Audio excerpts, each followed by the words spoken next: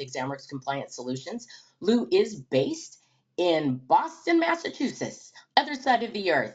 So, Lou, if you'd like, let's get this started. Hi, thanks Gina, thanks Diane. This is great coming to you from Boston. We usually have very nice summers. However, it has been raining for what seems to be 13 straight weeks. So we're hoping to come out of it any day now. Hopefully by the 4th of July and have a good 6 weeks of summer and then get back to school and then worry about football. My name is Lou Porrazzo. Like Gina said, I'm one of the attorneys here at ExamWorks Compliance Solutions.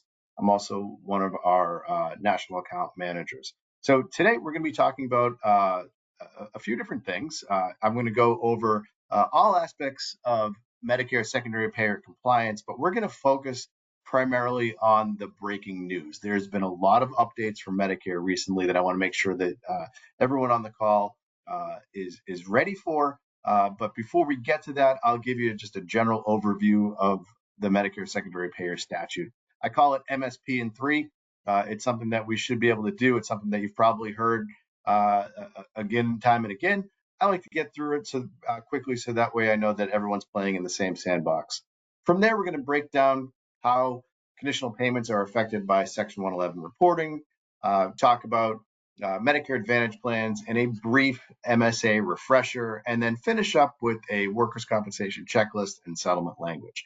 For those of you that know Gina and know ExamWorks, thank you for working with us. We really try to partner with our clients. We seek to inspire seamless integration of Medicare compliance into all aspects of claims handling. I can often be found at parties and functions talking about Medicare in the corner, and I'm usually surrounded by 2 to 4 different people that also share that passion, and then everyone else tries to avoid me, which is totally okay. At that point. But let's dive into it. We've got about an hour here, so I want to be respectful of your time. I know that you're doing this for credit, but I also want to make sure that you're comfortable with the subject matter and that you're ready to go with everything Medicare related. So Medicare, as you know, is our national health insurance program. It's administered by the federal government. It provides coverage for qualified individuals. How do you qualify? Pretty easy. You're over the age of 65 with enough work quarters, or you are on Social Security disability for more than 24 months, or you have a qualifying disease such as end-stage renal disease. When we talk about Medicare or traditional Medicare, really we're talking about parts A and B of Medicare. That's your inpatient care, your skilled nursing, any hospice care that you might need, your preventative care, your surgeries, your doctor visits, your outpatient care. That's parts A and B. Part C, that's the privately run Medicare HMO. That's when you're dealing directly with a company like Kaiser or Humana or Blue Cross to administer or privately run that Medicare HMO for an individual. And then Part D, that's your privately administered prescription drug benefit. So that's Medicare in a nutshell. And what basically happened was this was formed in 1965. And in 1980, Medicare said enough is enough.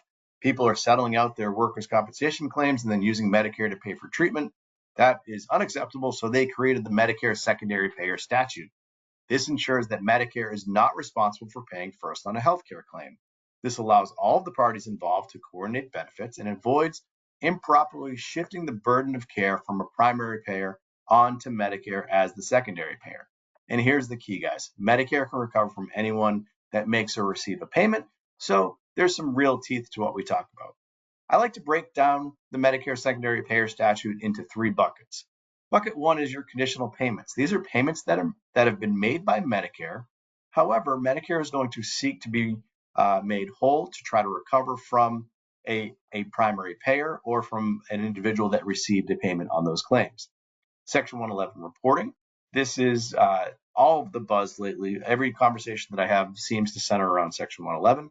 But really, what is it? Well, it's data that certain entities report that Medicare now knows about every open accepted case with a Medicare beneficiary and every settlement with the Medicare beneficiary. So they have unprecedented access into data that is out there. And then for the most part, everyone that I talk to knows what a Medicare set-aside arrangement is. This ensures that money is available to offset future medical expenses But it's important to know that all three of these buckets are vital because there's real threats and real teeth to what Medicare is trying to do. When it comes to mandatory insurer reporting, you are required under federal law to identify the Medicare beneficiaries in your system and report that claim data over to Medicare on those ongoing accepted claims and on those settlements with Medicare beneficiaries. Why? Well, there's that threat of a $1,000 per day per claim penalty out there known as civil money penalties. I'm going to spend a little bit more time talking about CMPs coming up. Just wanted to introduce it there. With your conditional payment recovery, entities are required to repay Medicare and Medicare Advantage plans if a primary payer should or could have covered related treatment. There's a private cause of action for double damages where you can be sued in federal court. They can recover from Medicare, can recover from anyone that has made or received a payment. You'll even see litigation out there involving applicants' attorneys around this. And then that Medicare set aside arrangement, you have the option to obtain an MSA. However, you are required not to shift the burden of workers' compensation medical care onto Medicare as the secondary payer. You also have the option to obtain this in a liability claim. We're not going to talk about liability, but that is something that's there. And as of this April, you are required to report MSA data in workers' compensation cases through Section 111. That is the new deal, and we're going to spend a lot of time talking about that today. So let's get into our breaking news. That's our sandbox. That's what we're talking about, the Medicare secondary payer statute. Let's talk about the new policies and procedures that have been introduced by Medicare and how companies are attacking those new guidelines. So I want to give you 5 different points to consider today. We're going to go through civil money penalties and an update on what that means. I want to talk about that new workers' compensation Medicare set-aside review language. There's a new zero allocation policy on the horizon. We'll talk about that. Workers' compensation settlements under $25,000 and what some companies are trying to do. And then there is a change to the amended review process. At the end, we're not going to talk about this during the breaking news, but at the end, we're also going to talk about something that has come out recently that Medicare has said against the treatment providers out there. So we will finish up the webinar with that information. I just want you to keep that in mind, and we will get to that as soon as we get through everything else. So civil money penalties, why is it important? Well, you are, as a responsible reporting entity, you are responsible for Section 111 reporting. This data lets Medicare know about every open accepted case with a Medicare beneficiary and every settlement, whether it's accepted or denied with a Medicare beneficiary. The consequence is the failure to do so to properly report under Section 111 could result in up to $1,000 per day per claim penalty. Well, this has been threatened since the start, since we found out about Section 111 reporting, and it went live in October of 2024.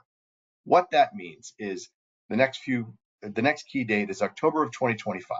What that's going to do is give Medicare the first year mark of a failure to properly report under Section 111. So, what are the requirements here? As a responsible reporting entity, you are required to send Medicare the information for your ongoing accepted claims, that's called ORM, and your TPOCs, your total payment obligations to claimants. You have to do so within 1 year of those occurrences. Failure to do so could result into that $1,000 per day per claim penalty. So since this went live in October of 2024, as of October of 2025, they will be able to audit 250 claims across GHP and non-group health plans that are out there. And they're going to do that in the last quarter of 2025. So in October, November, and December of this year, they're going to review those 250 claims. They're going to do it on a pro rata share, which means that group health will see a lot more audits than non-group health. But still, there's going to be a significant number of claims that are looked at, and potential penalties will be assessed in Q1 of 2026. And then there's going to be ongoing quarterly audits of that information. There isn't just a stop date as of October of 2025. That's really just when it begins. So, for example, in January of 2026, they're going to look back at all of the cases from January of 2025 and what should have been reported during that during that time. So everyone is ready for this, or they should be ready for this.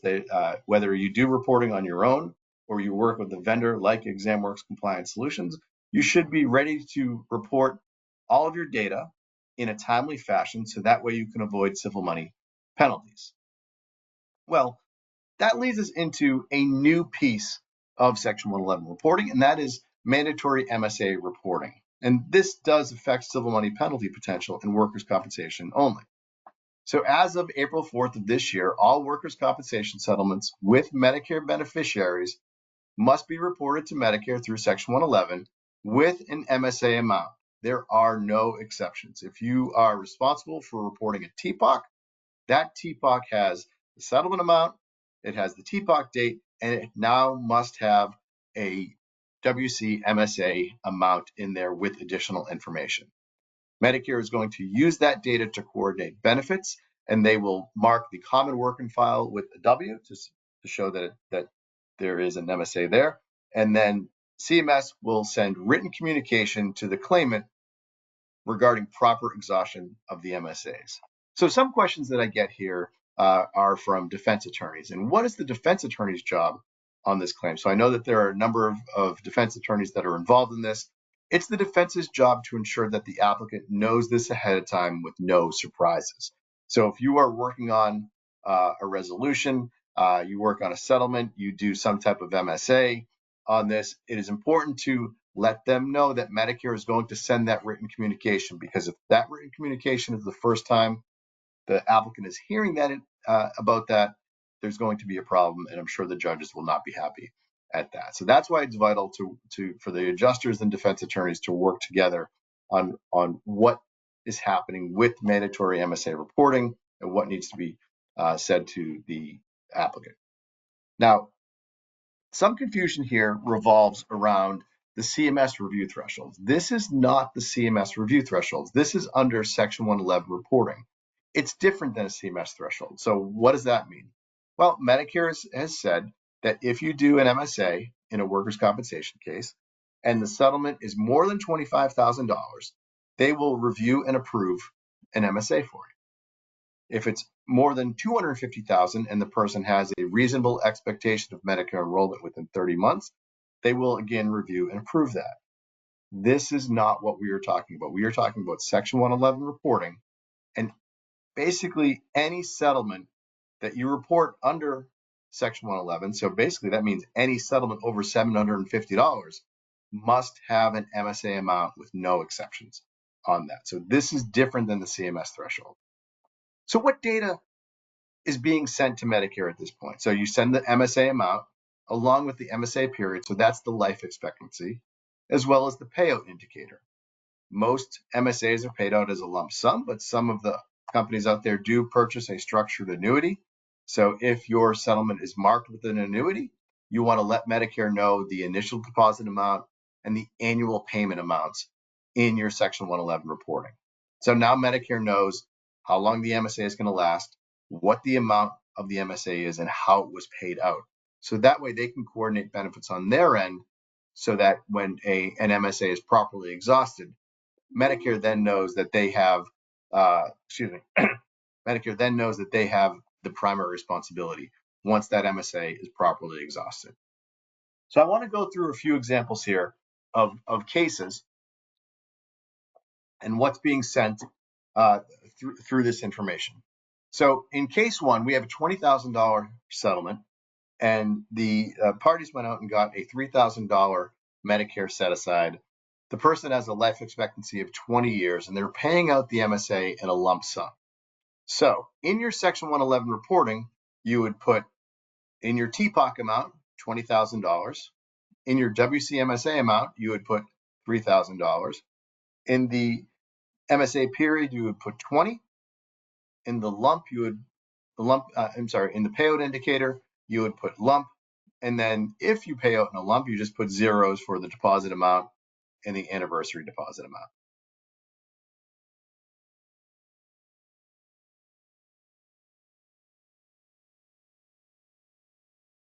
In case two, this is a little bit different. So we have a settlement of $150,000 with a $35,000 MSA over 15 years.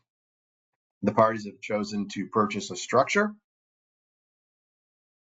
So therefore, when you fill out your WCMSA fields for Section 111 reporting, your TPOC amount will be $150,000.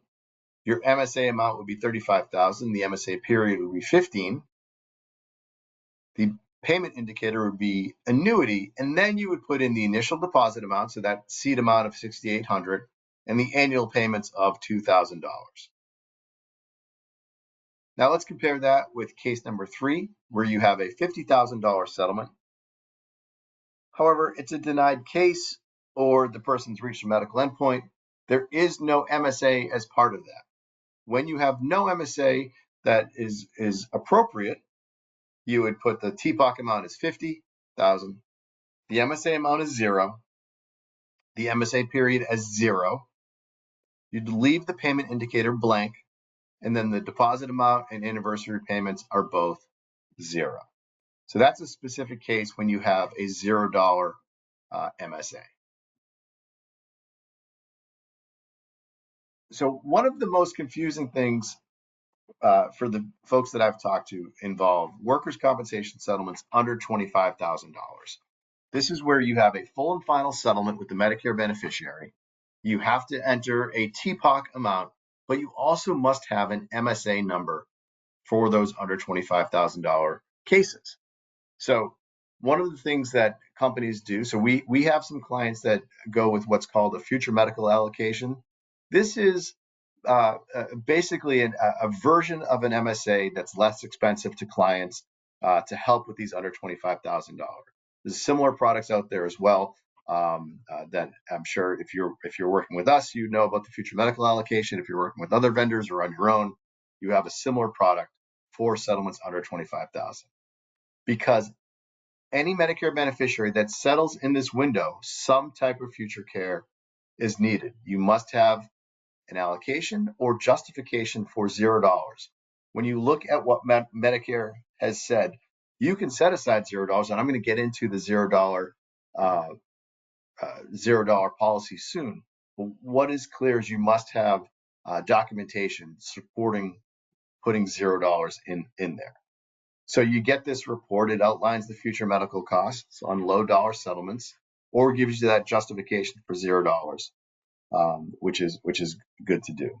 So really, if everyone is doing what they're supposed to in these with their settlements, I should never see a settlement for $24,999. Those days are gone. Whether you want to submit or not, that's completely up to you. If it's over $25,000, you can submit for review and approval. However, if you're settling for under $25,000, you must have an MSA number. So you should not really see $24,999 settlements any longer.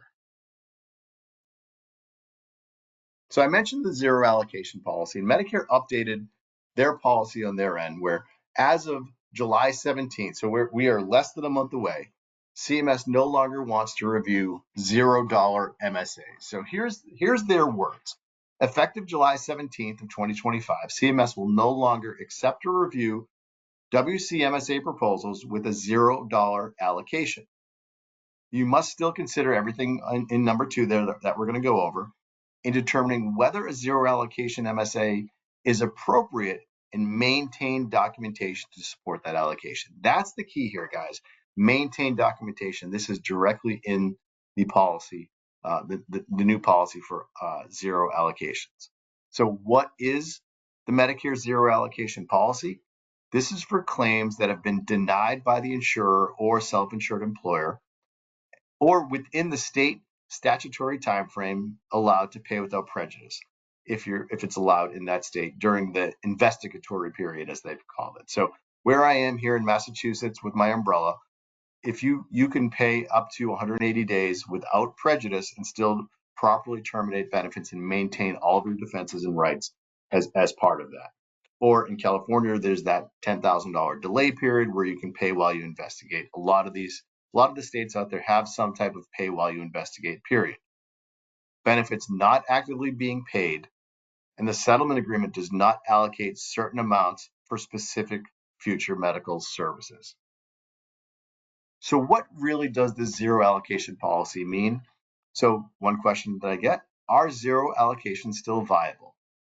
CMS does not want to review zero allocations as of July 17th. However, they remain a key part of the settlement process.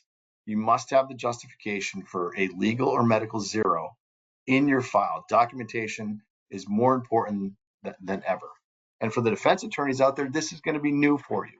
Work with the Applicants Council on understanding your client's obligation under the Medicare Secondary Payer Statute. Work with your judges so that they can understand as well, because I would imagine you're going to get a lot of questions from the judges on this new policy. Some judges blankly say, we want to see an approval of a Medicare set aside or zero allocation.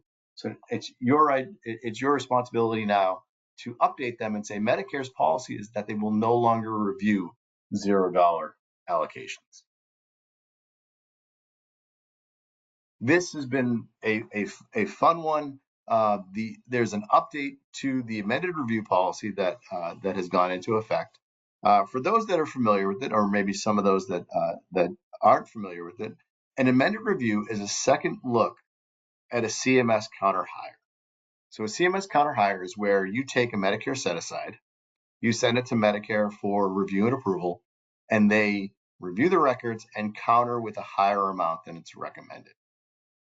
We had the ability, and we've had for a number of years, the ability post submission to file what's called an amended review. You get one opportunity per case. The case cannot have settled with medical benefits being closed. And you must present new information that changes the MSA by 10% or $10,000, whichever is greater. And it cannot be solely changing a drug from brand name to generic. So this is different than a reconsideration. A reconsideration is where you get a counter hire from Medicare, but they made an obvious error.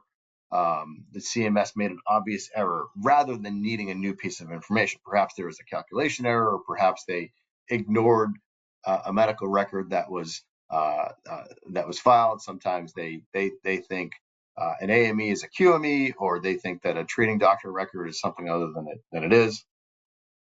So you can file a reconsideration to point out that obvious error made by Medicare. However, when you get a counter hire, you can file an amended review with a new piece of information. The original way that this worked was you had to wait 1 year in order to file the amended review, which meant you had to not settle the case. You probably continued to pay indemnity benefits, and you had to wait that 1 year to file with new information. Let me give you an example. We had a case here at ExamWorks where we did a Medicare set aside for $30,000. Medicare looked at the records and they found one of the treating doctors recommended a prescription medication one time, and they allocated for that medication for the rest of that person's life, increasing the MSA from $30,000 to $200,000. Well, as you can imagine, that blew up the settlement. We had to wait the 1 year, which we did. We waited the 1 year. We got an updated record from the doctor saying that it was a one-time medication, that it was not recommended long-term, and Medicare looked at our amended review and agreed with us, and they issued an approval for the $30,000 MSA that we originally submitted. But the problem with that is we had to wait the 1 year. We had to continue to make payments. So it ended up costing the client a lot more money than it should have in that example. Well, CMS, in my mind, did the right thing. They removed the 1 year waiting period as of 4/7/2025. So as of April 7th, parties may file an amended review right away. So in that drug example that I just gave, if we got that counter hire back today, we could immediately go to the treating doctor and get them to update their opinion or clarify their position on that medication, file for the amended review, and get it done right away rather than waiting for that 1 year.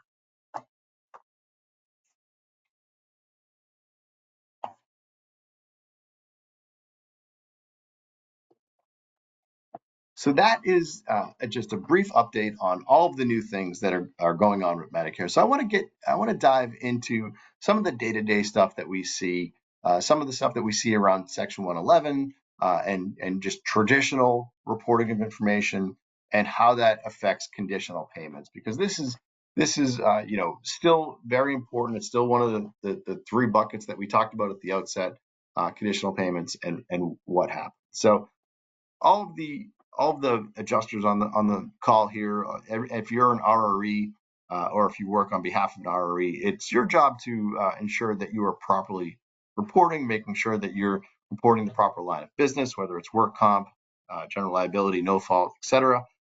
Know that each month you're able to send the 5 data points in your monthly query. That's the first name, last name, date of birth, social security number, or Medicare beneficiary identifier, and sex. You send that over to Medicare, and Medicare tells you if you're dealing with a Medicare beneficiary. You report your ORM on your ongoing accepted cases, typically your workers' comp and your no fault. The way to think about ORM reporting is if you got a bill in and would pay it, ORM should be yes. And then when you settle with that Medicare beneficiary, you have your total payment obligation to claimant. That's your settlement. That's where you report all of the stuff that we talked about, including that WCMSA data. One of the things that comes up a lot are our ICD-10 codes and the proper use of those ICD-10 codes in your Medicare reporting by being very specific with certain injuries. So for example, let's say I have a left ankle sprain or strain. There is a specific code that Medicare will accept for that left ankle sprain strain. So when they do their sweep of all of the bills they paid with that certain code, they'll only return sprain strains of the left ankle. If you use generic pain codes or lower body injury codes, or put every code under the sun in there, Medicare is going to return a lot more in that sweep that might not be related to your claim. So what I look for is when I'm working, especially on the denied cases, if there's a lack of awareness by the plaintiff's attorney or by the applicant's attorney, or there's a apathy, or if they're asking nickel and dime questions, there's a major downstream impact of that.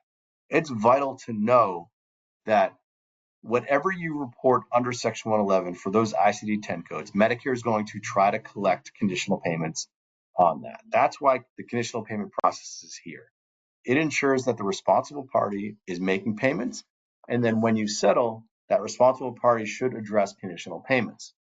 There's different letters that Medicare issues that we're going to go over, and then all of your settlement agreements. So if you're an adjuster on the phone or if you're a defense attorney on the phone, make sure that your settlement agreements address conditional payments.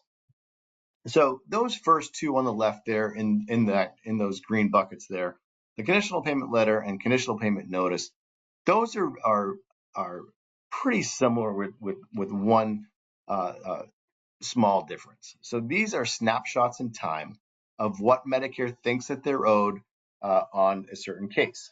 So one is proactive and one is reactive. So the conditional payment is a proactive approach where you go out to Medicare and you say, hey, we have a potential settlement with the Medicare beneficiary. Have you made any payments? If you have, please send us a letter. Medicare will send a conditional payment letter. You can review it. You can file an informal dispute on that. However, you don't issue payment on a conditional payment letter. The conditional payment notice is very similar to that letter. It's still a snapshot in time, but it's reactive. Medicare sends a conditional payment notice in response to an update to the Section 111 file. They notice that something's going on, and they want to make sure that they are properly paid. They put parties on notice, so they send a conditional payment notice, and you have 30 days to review it and file an informal dispute. You can also issue payment of that full amount if the charges are related. However, what happens after 30 days, it becomes a formal request for payment known as a demand. The demand right in the center there, that's where you need to pay attention. You have 60 days before interest starts to accrue, and you have 120 days to file an appeal of that demand. Following that, about 60 to 90 days after the demand is issued, you get an intent to refer letter if nothing's been done, saying that you have to make payment, you have to file an appeal. Otherwise, we're going to send it to the Department of Treasury and they'll do that 150 days post-demand. And then you might get offset by the federal government, which is never a pleasant thing. So we always recommend make sure that you address these letters, notices, and demands as soon as they come in to avoid it from going to the Department of Treasury. And if it does go to the Department of Treasury, you still have the opportunity to file that dispute directly with the Treasury to pull it back and get it back to the contractor handling the conditional payment. But just know that each one of these, it just gets a little bit harder to deal with Medicare on that side. So here's a few tips for you. Act promptly. Make sure that if you get a conditional payment letter, you file that dispute right away. If you get a conditional payment notice, know that you have 30 days to file a dispute before it becomes a demand. If you get a demand, you have 60 days before interest starts to accrue, and you should file an appeal right away. Leave no stone unturned. You want to preserve all avenues of appeal by making every argument that you can. I think of it as the top of a funnel. I want to start with this case is denied, and I want to get into the nitty gritty that there's no way that he went to the doctor on that date because he was out golfing or something along those lines. Know which contractor you're dealing with. The commercial repayment contractor is pre-settlement, typically goes after the RRE or the carrier or the employer as the target. The benefits coordination and recovery contractor, the BCRC, targets injured workers post-settlement. You'll know which contractor you're dealing with. If the Medicare number, or I'm sorry, if the case ID number starts with a 3, you're dealing with the CRC. If it's a 2, you're dealing with the BCRC. And as we mentioned, just know that Section 111 data prompts Medicare's recovery behavior. So take care when you're reporting claims through Section 111. Remember way at the beginning when we started talking 35 minutes ago, we talked about the 4 parts of Medicare. Well, parts A and B, that's traditional Medicare. That's what we've been talking about with Section 111 reporting and with conditional payments. Well, remember we talked about Part C, Medicare Advantage. These are when private insurance companies offer Medicare HMOs. And you'll see these ads during The Price is Right or the Wheel of Fortune or any of the game shows towards the end of the year. They say that they can simplify the delivery of these services. They can offer a wider range of items and services. And as you can see, especially in California, 50 to 60% of the Medicare beneficiaries out there are using a Medicare Advantage plan, such as Kaiser or Humana or any of the other Medicare Advantage plans out there. They don't have the same recovery rights as traditional Medicare, but they still can sue you in federal court for double damages. The jurisdictions all over the country have addressed Medicare Advantage plans. So my suggestion here is when you are settling with a Medicare beneficiary, look in on your Medicare screen if you're an insurer or a TPA, and see if there's a Medicare Advantage plan involved. If there is, go to them and get the conditional payment amount from the Advantage plan. So it's not enough to say, oh, we're gonna put wording into the settlement that says that the plaintiff will take care of that or the applicant will take care of that. Actually go to the Advantage plan and see if you can get them an amount of money. They appreciate that and they're more than willing to work with you at that point. If they have to take you to court and sue you for double damages, they're probably not going to be as willing to work with parties. So we've talked about the first 2 buckets, Section 111 reporting. We've talked about conditional payments. Well, let's get into Medicare set-aside arrangements. The MSA will list all of the future medical treatment and prescription medication that would otherwise be covered by Medicare. When you get an MSA, take a look at it. It's got great information in it. It tells you what the estimates are for future care, what the type of injury is, and then it takes certain factors into consideration, such as the person's age, comorbidities, location of the individual, where they're going to get treatment, as well as other factors. That report will include doctor visits, diagnostic fees, surgical costs, pain management, prescription medication, as well as any other type of treatment that person needs that might otherwise be covered by Medicare. One of the things that ExamWorks does is whenever we do a Medicare set-aside, we look for opportunities for reduction. So you'll get a second page of a report that shows you what your mitigation opportunities are on that you can take and go back to the doctor with that. So when we write an MSA, we look at the claimant's demographic information as well as your claim information. And then we need the most recent 2 years of medical records, the payment history, and the prescription drug history in order to write the MSA. If any applicable legal rulings or evidence that might impact the MSA, that's also valuable. So that's what we need to write it.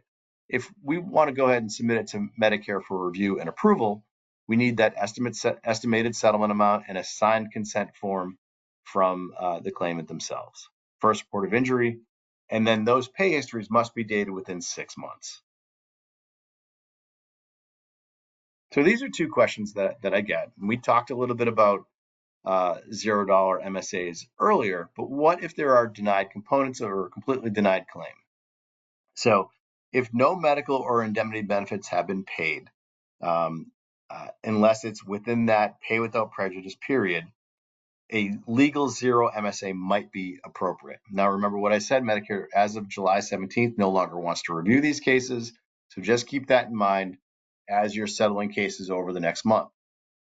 Or if you have a case where you have a denied body part or condition, you could include that in your MSA. So in California, I see this all the time where you have a low back claim, and then at the 11th hour, the applicant's attorney will add in a psych claim, which is denied, but it needs to be addressed. Make sure that when you get the MSA, that it addresses that and says that it's denied, no medical benefits have been paid for that denied body part, et cetera, et cetera.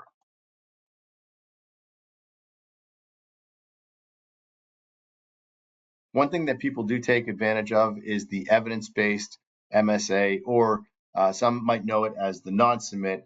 There was some information a few years back that said that Medicare will no longer allow non-submits, which they had to quickly backtrack from because there was nothing in the statute and they could not make policy by just saying something. There is nothing that says that an evidence-based MSA was not appropriate because it still considers what treatment that person needs. So this is still a valuable tool for a lot of people to use to settle cases. But the important thing here is that all parties are aware of what's going on. So whether it's just if it's just the pro se claimant and the defense attorney, or the defense attorney and applicant attorney and the judge, just know that there needs to be a meeting of the minds on this, that this is what's being used in your case. I talked a little bit about the CMS submissions earlier, but just so you can see it in writing, when you have a Class 1 settlement, that's a Medicare beneficiary with a settlement over $25,000, Medicare will review and approve that case. And if you have a Class 2 individual where the settlement's over $250,000 and the person has a reasonable expectation of Medicare enrollment within 30 months, Medicare will review that case. So that reasonable expectation defined, if you're over 62 and a half, or you've applied for SSDI, or you've been denied it and you intend to appeal, all of those are reasons why you fall into that category. Well, what happens if that is not met? Excuse me. Let's say you have a Medicare beneficiary and the settlement's under 25,000. Remember what we talked about. Because you need to report WCMSA data for all settlements, that's where you'd want to get some type of allocation, such as a future medical allocation or something other than that, to paper your file with and have the justification for the number that you put in. If you're settling for under 250,000 and that person falls into that reasonable expectation category, that's when you'll want to talk to your clients, talk to your attorneys, and see if you should still do an MSA, an evidence-based MSA, claim settlement allocation, or see if anything is appropriate in that world. That's why it's vital to have a policy in place that addresses these and what should be done so that no one goes rogue and everyone is on the same page with that. So let's finish up with our workers' compensation checklist. I think the first thing that you should do when you're working on one of these cases you're about to settle is confirm whether the person is a Medicare beneficiary or falls into that reasonable expectation category. If they have a reasonable expectation of Medicare enrollment within 30 months, take a look at the settlement amount. If you're settling for more than $250,000, that's where an MSA and possible submission is appropriate, or an evidence-based MSA is appropriate. If it's less than $250,000, have some type of plan for future care. Maybe it's an evidence-based MSA, claim settlement allocation, a Medicare set aside, what have you. Just know that it doesn't need to be reviewed at that point.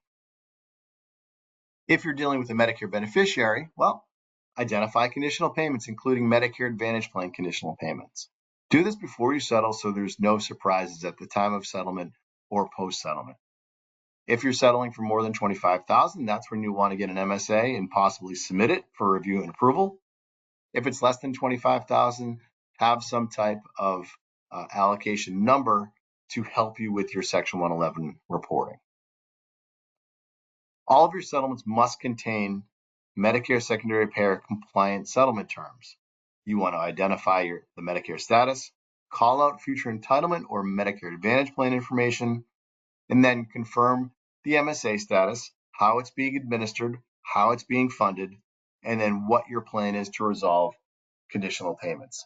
So I put together the following 5 bullet points for settlement language recommendations. Confirm if the person applied for SSDI or what their Medicare status is, and spell it out in your settlement agreement. Confirm conditional payments, what the current amount is, who is responsible for resolving if there is an amount, what happens post-settlement if one of the parties fails to make payments to Medicare, and include the Medicare Advantage Plan as part of that. If you have an MSA, identify in your settlement language how it's being used, the method of administration, and the method of funding.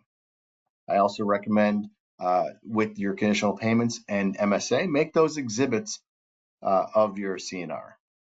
I recommend obtaining a waiver of the private cause of action if you can. And then all settlements should include Medicare confirmation or lack thereof. So if you're not dealing with a Medicare beneficiary, state that. Say, we have investigated, this person is not a Medicare beneficiary, therefore there can be no conditional payments. So one of the newest questions that has come out is, I'm hearing from adjusters, I'm hearing from claimants themselves, I'm hearing from the attorneys involved that a Medicare beneficiary's treatment is being denied. Whenever you hear that my treatment is being denied, here are the 4 recommendations that I have for you. Number 1, confirm who is denying. Is it that the provider is refusing to bill Medicare and thereby refusing to treat the patient, or is the denial by Medicare themselves? If the provider says it's by Medicare themselves, get confirmation of that, because 9 out of 10 times it's the provider refusing to bill Medicare.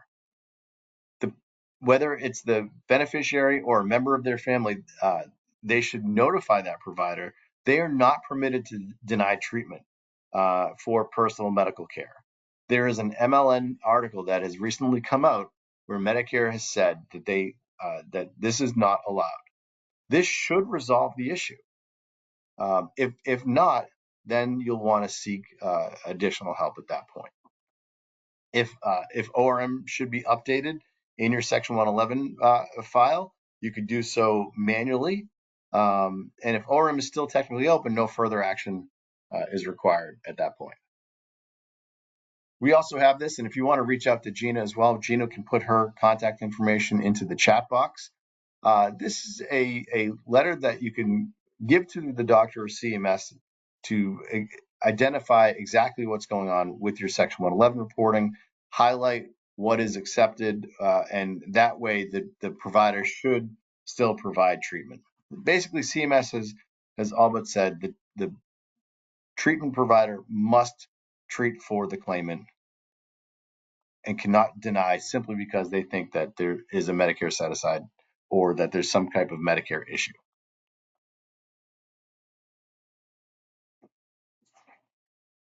So we've got a few minutes here. I want to see if there are any questions on here. This is a great question that we got. It's a file where there's not been any medical treatment for 2 years. Should I still submit this to Medicare for review and approval? And I want to break this down into a couple different parts. When we talk about what Medicare wants to see, they want to see the last 2 years of treatment. So if you haven't made, if the person hasn't treated since, let's say, December of 2024, they want to see medical records from December of 2022 through December of 2024. So that's the last 2 years of treating records. However, Medicare has also recently said they would like to see some type of letter from the treating doctor that says the person has been released from care, or what the last date of treatment was, and that they're no longer treating with that provider. Uh, all well and good. If you can get that, then great. However, that's something where you might, if you're talking to our office about that, then we might work with you on that part. We might say, all right, can we go to the treatment provider and get this letter that explains exactly what's going on? Maybe they've been released from care, they're not treating anymore, they've changed doctors, and we need to get updated records. Any one of those, but are you still able to submit for review? Yeah, sure. You can still submit that case for review and approval if it meets the class 1 or class 2 review threshold. But Medicare might come back if it's over than 2 years and say, do you have, can you get PCP records, or can you get that letter from the treating doctor saying that they haven't made any kind of treatment in that time?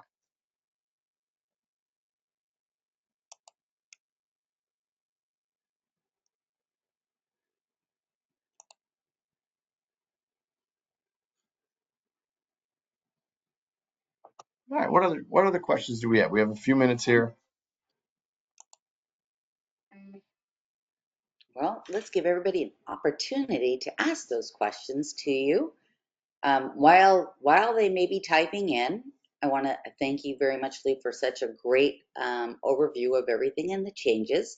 I also want to tell everybody that there is a handout now connected to the control console. It is in PDF format, so you can download that.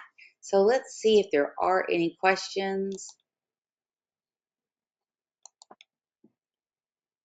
And at this point, I don't see any questions coming through.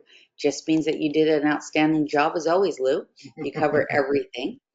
So we want to thank you so very much for participating in today's webinar. Gina, are you there in the background? There we go. There's I Gina. am Gina, here. thank you so much for participating in today's event and for getting us a Absolutely. speaker. Is there anything you would like to say before I do some last minute business? Absolutely. I have placed in the comments my direct information, my cell number, and my email address. Please do not hesitate. There is no wrong answer. There's no, created positions that we've got for you. Just please reach out to me. I'm a direct resource for all of you for MSP compliance. And thank you for attending today's webinar. Excellent. Well, I just want to remind everybody that we have some really outstanding programs coming up, and one of them being on brain fog. See, we all have something that's going on with our brains, so this is really fascinating because it's not just for workers' compensation application, or that we're worried about ourselves, our family members, our neighbors, whoever. I think it will be great, and that's coming up later on this week. In addition to that, we have a doctor that's going to be talking about the cutting edge of orthopedic treatments and surgeries. We are so lucky to have an orthopedic surgeon coming and speaking to our attendees. So please make sure that you register for that. And then one that's going to be really, really fascinating, we got a webinar on upper limb prosthetics. And I just find that so amazing, the things that we can do today to make people, closer to whole. And that's our job in workers' compensation, is to make somebody as close to whole as possible. So if you haven't yet registered for any of those 3 webinars that's going to be happening this week, please do. Please go to macropro.com and sign up there. All right. Well, you should be receiving your certificates shortly. And again, thank you, Gina. Thank you, Lou. And until the next time, we will see you at the next MacroPro and Friends webinar. Bye-bye now, everyone. Bye bye. Thank you.